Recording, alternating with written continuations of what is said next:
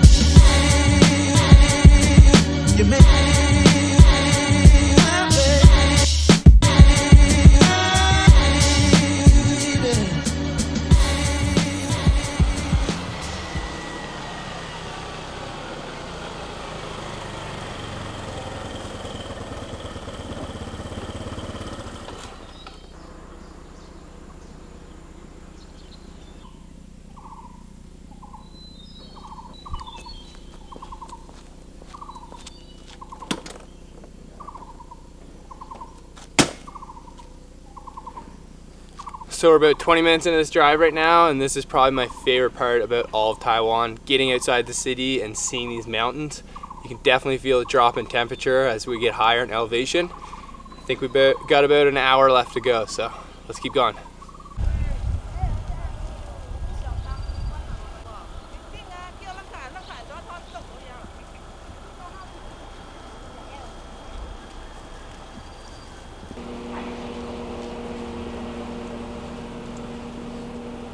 Okay, we just pulled over again because we saw some women picking the tea on the side of the road. I think we're just about there. We gotta stop pulling over, but it's so beautiful. Bye-bye. See you. Okay, we found the spot, and the name of this B&B is Cloud BnB, and we are definitely up in the clouds, and it's very beautiful. We're just sitting down for a cup of tea now, and this is Karsing, and he is gonna be our guide for the day. So thank you very much for inviting us up here, and let's have a cup of tea. So this is Oolong. Also, and is it a black or a green? this is green. With a semi-fermentation.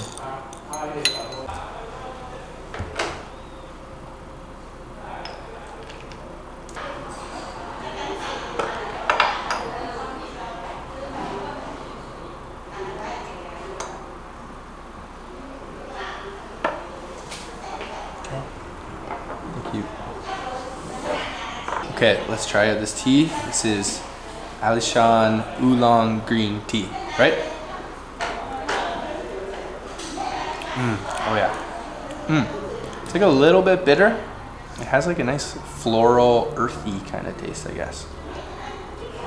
It's really good. So now I think we're going for a little bit of a hike out to see some of the tea plantations. So let's go.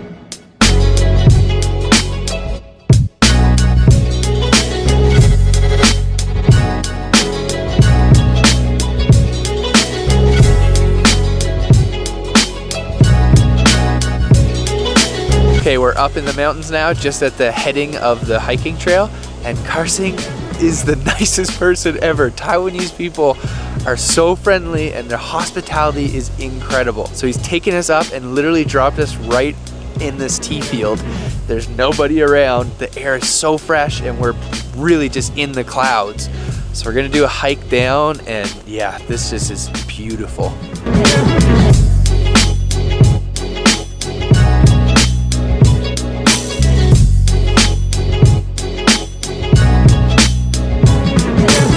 There's also tons of bamboo besides all of the tea here. And Karsing was telling us that his ancestors moved here like over 100 years ago, and they used to make paper out of the bamboo. And also they used to dig out the bamboo shoots, like the baby bamboo, and they'd have to carry it on their backs and walk for 4 hours so that they could send it down the mountain into the city. Going in for dinner now.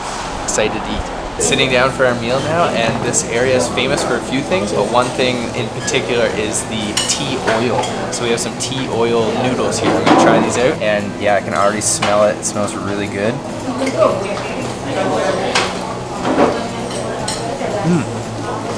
You can definitely taste the oil. It's kind of tea, but smooth and kind of earthy. Okay, so the next dish is the wasabi tofu. Another thing that this area is really famous for is the wasabi. Definitely can smell the wasabi.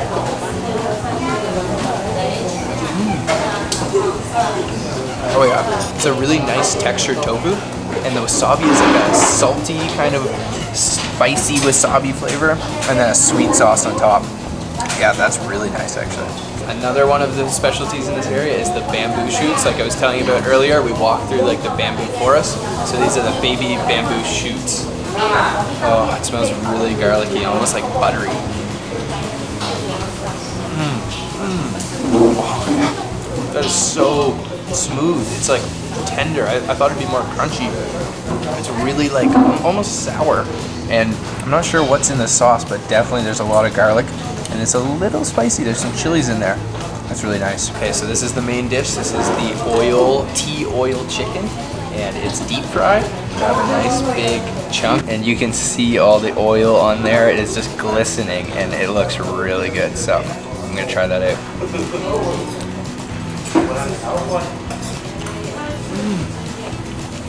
Oh yeah, a little salty and really oily. And it has that same kind of like earthy, oily flavor, and it's a really tender, deep fried chicken, crispy on the outside, but tender and smooth on the inside.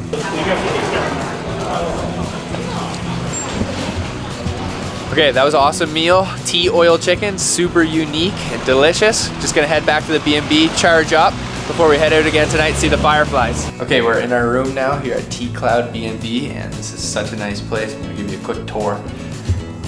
The bathroom, nice toilet, stand-up shower, and then you come up onto the wooden floor here, elevated, big comfy bed. Oh my god, we miss comfy beds in Taiwan. Beds are so hard. We got a TV, and then we've got this, I'm pretty sure it's like a traditional Taiwanese tea area, I guess you could say. Okay, I'm gonna take this table out of the ground to show you here.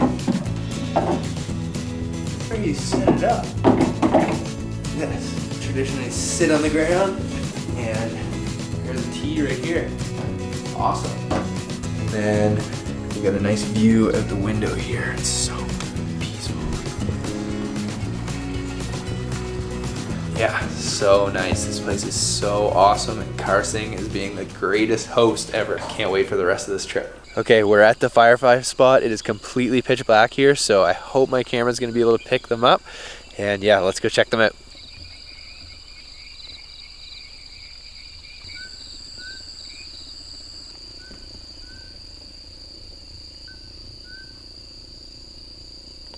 Okay, I caught a firefly. Can you see him in there? He's in my hand there. See him? Okay, wait. Climbing up.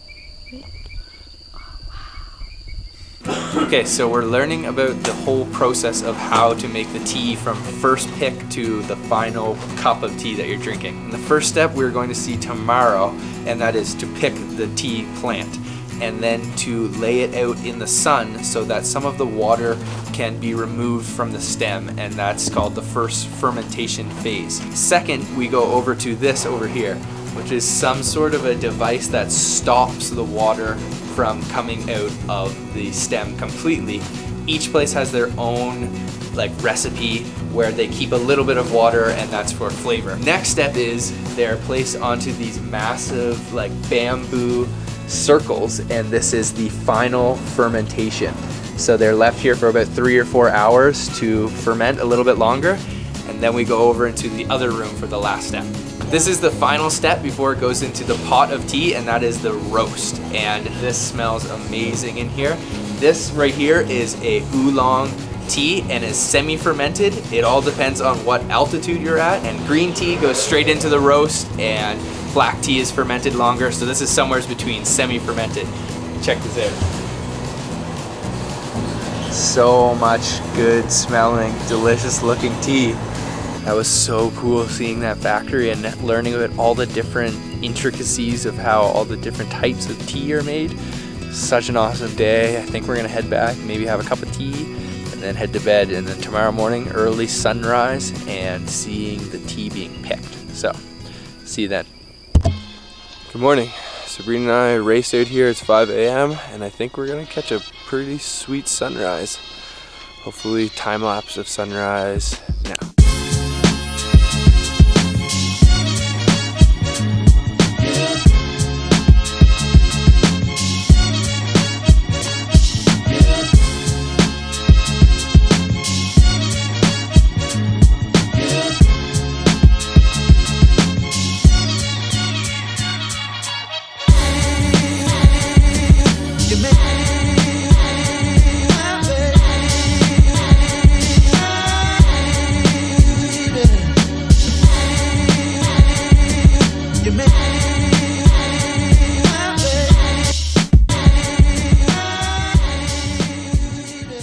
Just finished watching the sunrise, and that was absolutely incredible. We weren't sure if it was going to be good, but the fog cleared and it peeked over the mountain top. That light is just so hot and bright.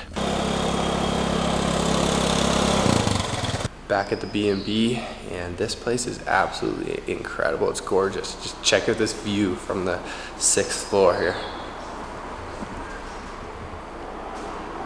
We were right over this little mountain watching the sunset. There's a tea plantation there, but you could watch from here because the sun rises right somewhere over there. Breakfast time. Sitting down for breakfast, and his beautiful, nice little breakfast room, and we've got these soup dumplings. So try that out. Some peanuts. And also local banana that they grow in the mountain as well. It's like a small variety of banana, which is really sweet kind. Good breakfast. Okay, just finished breakfast. That was a nice light and fresh breakfast, and now we've made our way up to a very high altitude tea plantation. We're at about 1,600 meters, learning about how the women go about picking the tea. And it is very, very interesting. They only pick the top 3 leaves off of all of the plants. So every year, the top will just be completely groomed off, and then it will have to grow back. And also, I saw earlier the women were weighing the bags or their baskets of tea. And each basket they will make it'll weigh about 5 kilograms, between 4 and 6 kilograms. And they will make around 250 Taiwan dollars for this. And that's about $10 Canadian. So it's very, very hard work. It's very demanding, and it's sort of like a dying tradition. So young people don't want to do it these days, and they're trying to keep it alive. It is really just amazing to learn about though. Just learned that the tea plants, they grow actually small seeds. And in the wintertime, the seeds will come off, and 5 seeds will make 1 small portion of oil. So for them to make tea oil, it takes a lot of seeds. Yeah, and that's what we were eating yesterday, the tea oil chicken. Growing up, and you just take a tip in 1 tip and 3 dips, like this. Like this one. 1 tip and 3 dips, and cutting down here. Right, and then break it. This is the bamboo shoot. So this is what we were eating yesterday, and it's very delicious. Cool. Also, you can see that the women have a special tool. They've got kind of like a razor blade, or 2 razor blades taped to their fingers. So they use this to trim the tops of the tea plant, the leaves off. It's so cool.